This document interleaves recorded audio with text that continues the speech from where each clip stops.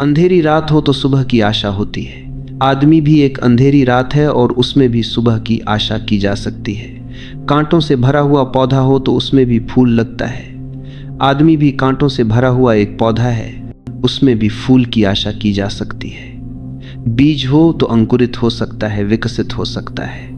आदमी भी एक बीज है और उसमें भी विकास के सपने देखे जा सकते हैं। लेकिन साधारणतः मनुष्य बीज ही रह जाता है और वृक्ष नहीं हो पाता। साधारणतः मनुष्य कांटों से भरा हुआ एक पौधा ही रह जाता है और फूल नहीं खिल पाते। साधारणतः मनुष्य बीज ही रह जाता है और वृक्ष नहीं हो पाता। अंधेरी रात ही रह जाता है और प्रभात कभी नहीं हो पाती। एक सपना ही रह जाता है और सत्य कभी भी नहीं बन पाता। इसलिए प्रत्येक मनुष्य के सामने सवाल है कि मार्ग क्या है, कैसे हम पहुँचें उस तक जिसे हो जाने के बाद कुछ और हो जाने की आकांक्षा शेष न रह जाएगी। कैसे उसे पालें जिसे पा लेने के बाद फिर कुछ और पाने को शेष नहीं रह जाता। कैसे वह मंदिर मिल जाएगा जहां हम अपने पूरे स्वरूप को उपलब्ध हो सकेंगे, जो हम होने को पैदा हुए हैं वह हो सकेंगे। कहाँ है रास्ता, कौन सा है रास्ता?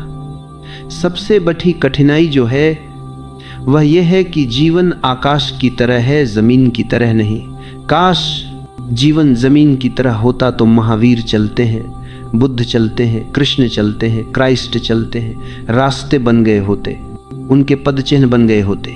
लाखों लोग चले हैं और पहुँचे हैं, पगडंडियाँ बन गई होती और कोई कारण न था कि हम पक्के रास्ते भी बना लेते उस मंदिर तक। लेकिन ये नहीं हो सका क्योंकि जिंदगी आकाश की तरह है जिसमें पक्षी उछते हैं और उनके पद चिन्ह नहीं बनते।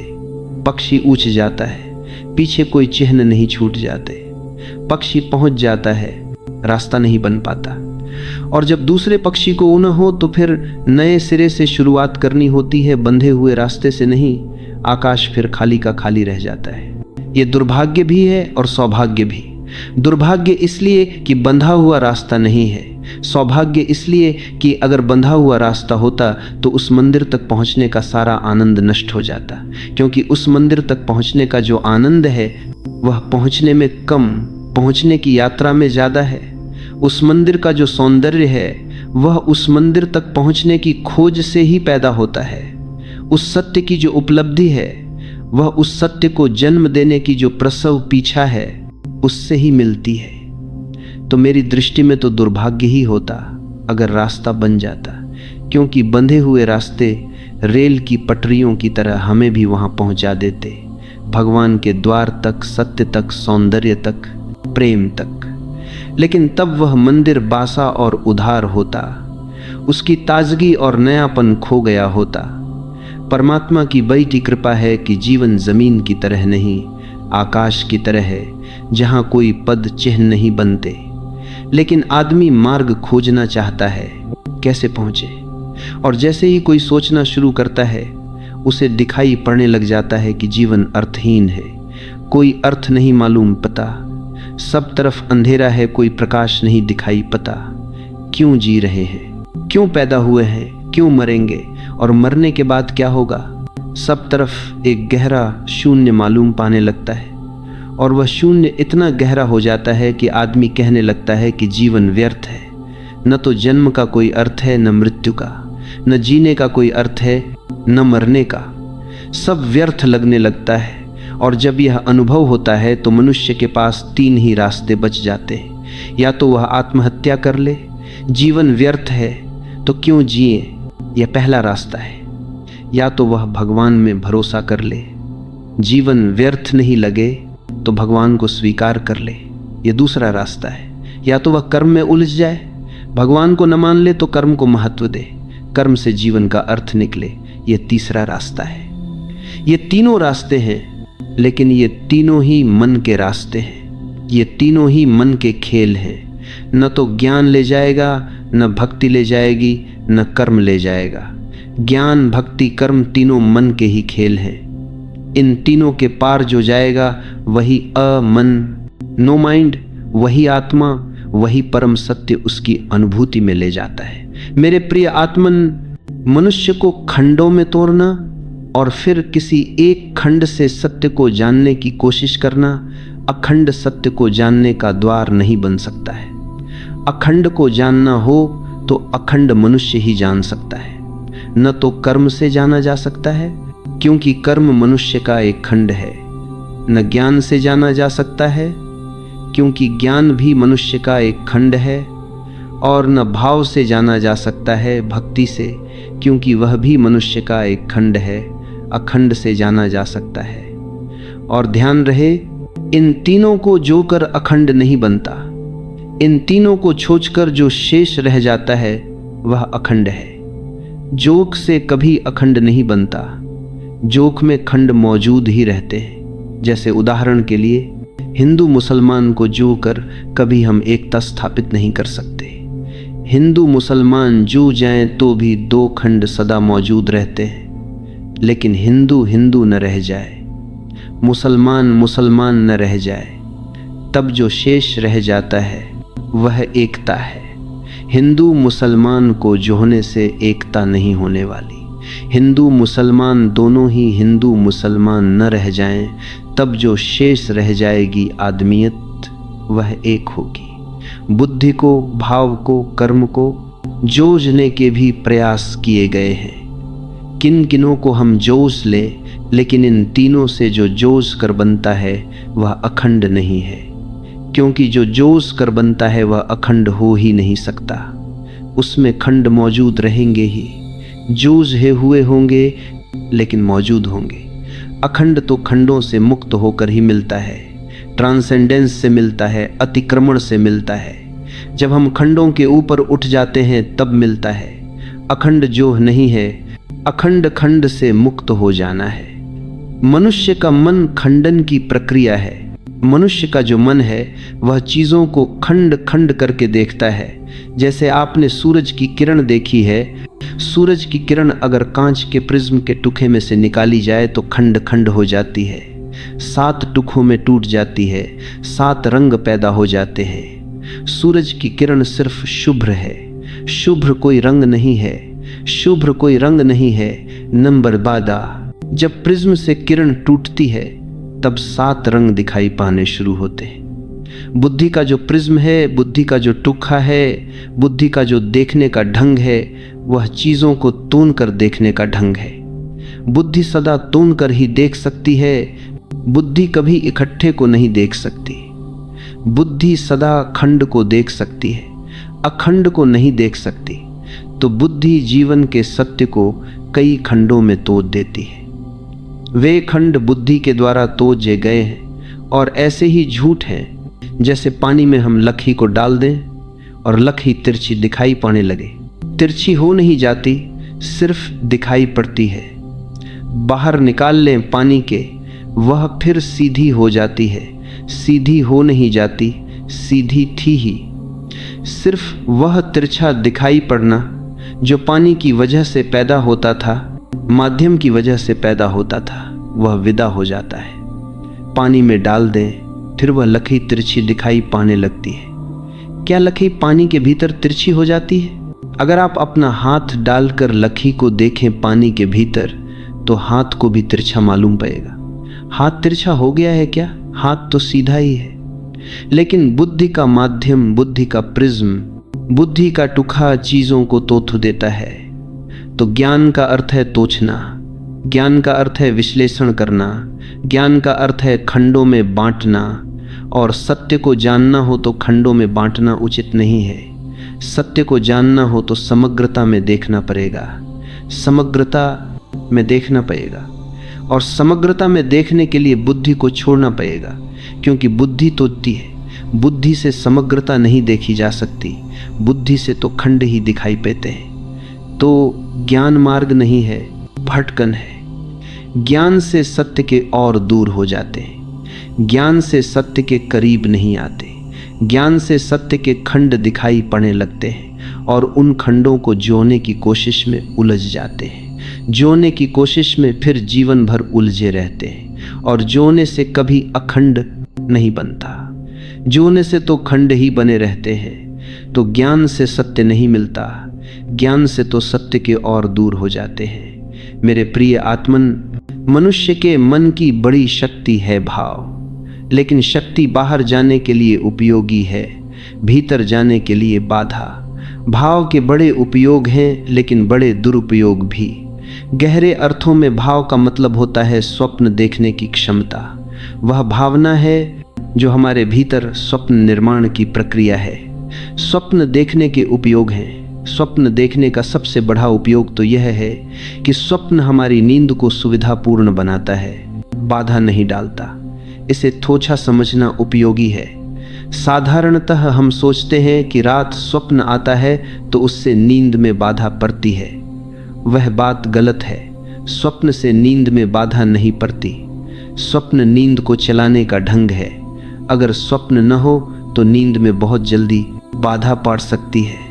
जैसे आप भूखे सो गए हैं तो भूख बार बार नींद तोड़ने की कोशिश करती है कि उठो, भूख लगी है। स्वप्न इंतज़ाम करता है। स्वप्न कहता है भोजन कर लो, उठने की क्या ज़रूरत है। स्वप्न भोजन का इंतज़ाम करा देता है। स्वप्न झूठे भोजन का इंतज़ाम करा सकता है। आप स्वप्न में भोजन करने लगते हैं और नींद अपने रास्ते पर चलती रहती है। आपको प्यास लगी है और अगर स्वप्न न हो तो नींद टूट जाए, तो स्वप्न इंतजाम करता है कि यह सरिता बह रही है, मन भरकर पानी पी लो। आपने अलार्म घड़ी लगा रखी है और 4 बजे सुबह उठना है। अब अलार्म घड़ी नींद को तो देगी। स्वप्न अलार्म की घड़ी नहीं सुनता है कि मंदिर की घंटियां बज रही हैं, पूजा हो रही है। स्वप्न नींद को बचाने की तरकीब है, सेफ्टी मेजर है। नींद टूट न जाए इसका इंतजाम है। साधारणतः नींद को बचाता है स्वप्न। एक और बड़ी नींद है जिसको आध्यात्मिक नींद कहें, जिसमें हम 24 घंटे सोए हुए हैं। उसको बचाने के लिए भी बहुत स्वप्नों की ज़रूरत है। भविष्य के स्वप्न हम इसीलिए देखते हैं। आज दुख है तो मैं कल के सपने देखता रहता हूँ कि कल सब ठीक हो जाएगा। आज नौकर हूँ तो कल के सपने देखता रहता हूँ कि कल मालिक हो जाऊँगा। थोड़ी देर की बात है, थोड़ी प्रतीक्षा की बात है। मैंने सुना है एक फ़कीर मर गया था और जब वह भगवान के सामने पहुंचा तो उसने भगवान से पूछा कि मैं बहुत हैरान हूँ कि लोग जिंदा क्यों हैं, उनके जिंदा रहने का कारण क्या है, क्योंकि लोग इतने दुखी हैं, मर क्यों नहीं जाते। तब भगवान ने कहा, आशा के कारण आज दुख है, कल सब ठीक हो जाएगा। तो जिंदगी में एक गहरी नींद भी है जो हम रोज सोते हैं, वह तो बहुत साधारण नींद है, शरीर की ज़रूरत है। एक और गहरी नींद है जिसमें हम जन्म से ही सोए रहते हैं और बहुत कम सौभाग्यशाली हैं जो मृत्यु के पहले उस नींद से जागते हैं। उस नींद को चलाने में भी सपने बड़े महत्वपूर्ण हैं। वे आशा बंधाए रखते हैं। एक बार ऐसा हुआ कि इजिप्ट की एक मोनेस्ट्री में, एक आश्रम में, फकीरों के एक आश्रम में एक आदमी मर गया, एक फकीर मर गया। उस आश्रम में नियम था कि आश्रम के नीचे ही कई मील की खंदक खोद रखी थी जिसमें मुर्दों को डाल दिया जाता था और ऊपर से पत्थरों से बंद कर दिया जाता था। कोई चिन्ह नहीं छोड़ा जाता था, क्योंकि चिन्ह छोड़ने से याद आ जाएगी, याद आने से दुख होगा, तो कोई चिन्ह नहीं। लेकिन वह फकीर जो मरा था वह बहुत प्रेमी था। आश्रम के सब भाइयों को बहुत प्रेम था, तो सब भाई रोने लगे।